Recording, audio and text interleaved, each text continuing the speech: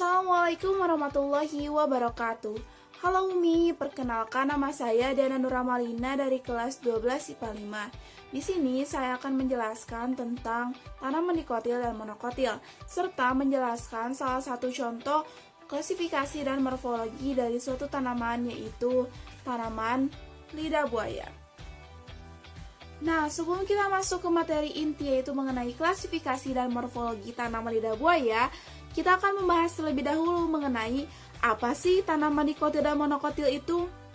Seperti yang kita tahu bahwa tumbuhan yang ada di dunia ini sangat beragam dan melingkupi sebagian besar daratan yang ada di muka bumi ini. Bahkan, peranan tumbuhan sangat penting dalam memenuhi kebutuhan manusia maupun hewan.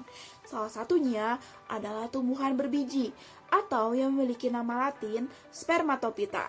Spermatophyta meliputi semua tumbuhan yang berpembuluh yang bereproduksi secara generatif dengan membentuk biji. Dalam klasifikasinya, tumbuhan berbiji atau Spermatophyta dibedakan menjadi dua golongan atau subdivisi, yaitu yang pertama ada Gymnospermae, yaitu tanaman berbiji terbuka, dan Angiospermae, yaitu tanaman berbiji tertutup. Yang pertama ada Gymnospermae. Gymnospermae adalah tumbuhan yang ovulanya tidak tertutup oleh daun buah atau dinding ovula. Gymnospermae memiliki ciri-ciri yaitu tidak memiliki bunga yang sesungguhnya, terus membentuk strobilus baik itu untuk jantan maupun untuk betina, serta struktur daunnya tebal, serta kaku dan sempit. Secara umum, Gymnospermae diklasifikasikan menjadi 4 jenis. Yang pertama ada Cicadinae, yang kedua ada Coniferae, yang ketiga ada Gnetinae, yang keempat ada Gingoinae. Yang kedua ada Angiospermae. Angiospermae adalah tumbuhan yang memiliki biji yang tertutup oleh daging buah, di mana ciri-ciri dari jenis tanaman ini adalah memiliki bunga yang sesungguhnya, serta dapat melakukan pembuahan atau reproduksi secara ganda, dan memiliki struktur daun yang lebar dengan tulang daun yang beraneka ragam. Dalam divisi Angiospermae dibedakan menjadi dua kelas. Yang pertama ada Magnoliopsida atau tumbuhan dikotil, dan yang kedua ada Liliopsida atau tumbuhan monokotil. Oke, yang pertama kita akan membahas tentang Magnoliopsida atau tumbuhan dikotil. Tumbuhan ini memiliki beberapa ciri, yaitu yang pertama memiliki biji yang berkeping dua, berkas vaskuler atau pembuluh angkut pada batang yang bertipe kolateral adalah terbuka, sedangkan pada akar bertipe radial. Batangnya bercabang, memiliki kambium, tulang daun yang menjadi atau menyirip, memiliki akar tunggang, kelipatan bunganya bisa sampai 4-5. Bunganya beraturan dan umumnya warnanya mencolok. Ada beberapa contoh tanaman famili dari kelas Magnoliopsida, yaitu diantaranya yang pertama ada Euphorbiaceae. Contohnya adalah Manihot utilissima atau lebih sering kita kenal dengan sebutan singkong. Yang kedua ada Moraceae. Contohnya adalah Ficus benjamina atau pohon beringin. Yang ketiga ada Papilionaceae.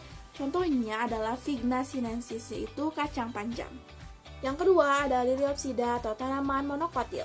Tanaman ini memiliki biji yang berkeping tunggal atau satu. Tanaman biji berkeping tunggal atau satu umumnya berupa herba semusim yang berkeping satu. Batangnya ada yang bercabang, ada pula yang tidak bercabang. Tanaman monokotil tidak memiliki kambium serta pembuluh angkutnya tersusun tidak teratur. Tulang daunnya ada yang bentuknya sejajar atau melengkung, dan akarnya berbentuk serabut, serta tipe kolateralnya tertutup. Kelipatan bunganya hanya ada 3, dan umumnya bunganya tersusun tidak teratur, serta warnanya tidak mencolok. Ada beberapa contoh familia dalam kelas tanaman monokotil, yaitu diantaranya yang pertama ada Liliaceae. Contohnya adalah Aloe Vera Elburn F atau sering kita kenal dengan sebutan lidah buaya. Yang kedua ada Poaceae. Contohnya adalah Oryza sativa atau padi dan Zea mais jagung.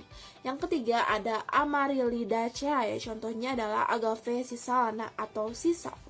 Nah, sekarang saya akan membahas salah satu tumbuhan yang berada dalam famili Liliaceae, yaitu Aloe Vera atau lebih sering kita kenal dengan nama lidah buaya.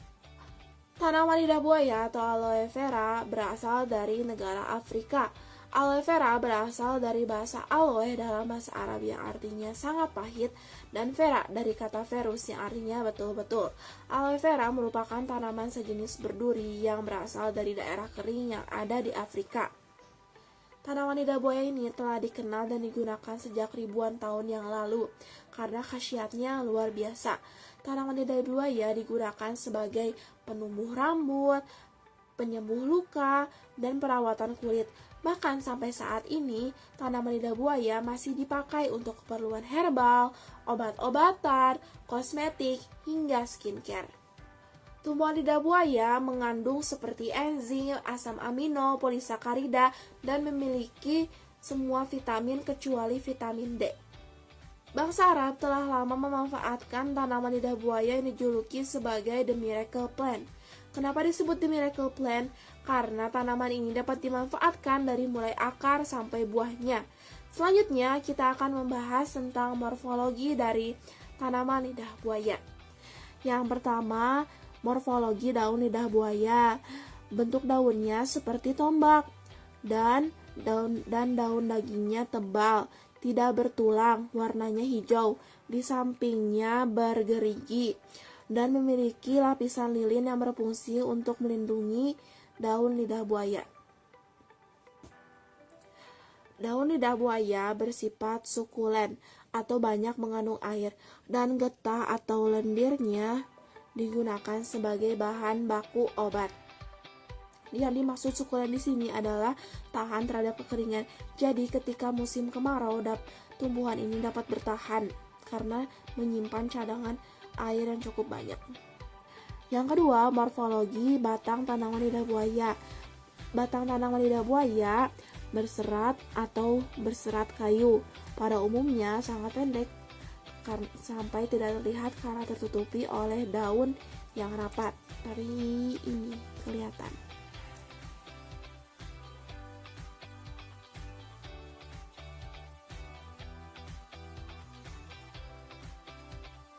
Yang ketiga, morfologi dari akar tanaman lidah buaya. Akar tanaman lidah buaya memiliki bentuk akar serabut dengan ukuran yang cukup dan menyebar. Fungsi dari akar lidah buaya adalah untuk menyerap air yang ada di tanah dan untuk menguatkan tanaman agar tidak roboh. Yang terakhir adalah morfologi dari bunga lidah buaya.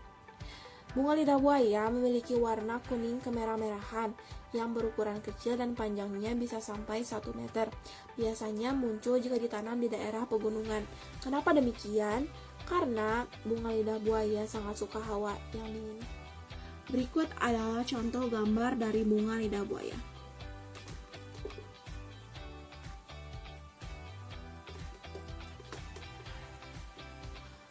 Oke, terakhir saya akan membahas tentang klasifikasi mengenai tanaman lidah buaya. Yang pertama, tanaman lidah buaya termasuk ke dalam kingdom Plantae. Infrakingdomnya adalah Streptophyta, subkingdomnya adalah Viridiplantae, divisinya adalah Tracheophyta, superdivisinya adalah Embryophyta, subdivisinya adalah Spermatophyta, dan kelasnya adalah Liliopsida. Ordonya adalah Asparagales, superordonya adalah Lilianae, dan familinya Xanthorrhoeaceae.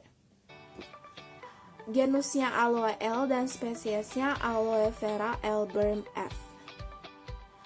Berdasarkan penjelasan yang sudah saya paparkan sebelumnya mengenai klasifikasi dan morfologi tanaman lidah buaya, dapat disimpulkan bahwa tanaman lidah buaya termasuk ke dalam jenis tanaman monokotil.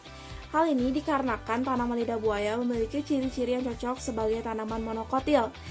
Di antaranya memiliki akar yang serabut, batang yang tidak berkambium, dan daun yang cenderung sejajar atau melengkung.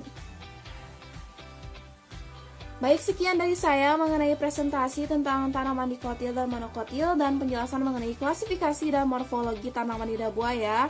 Mohon maaf bila ada salah dalam bertutur kata. Terima kasih Umi. Wassalamualaikum warahmatullahi wabarakatuh.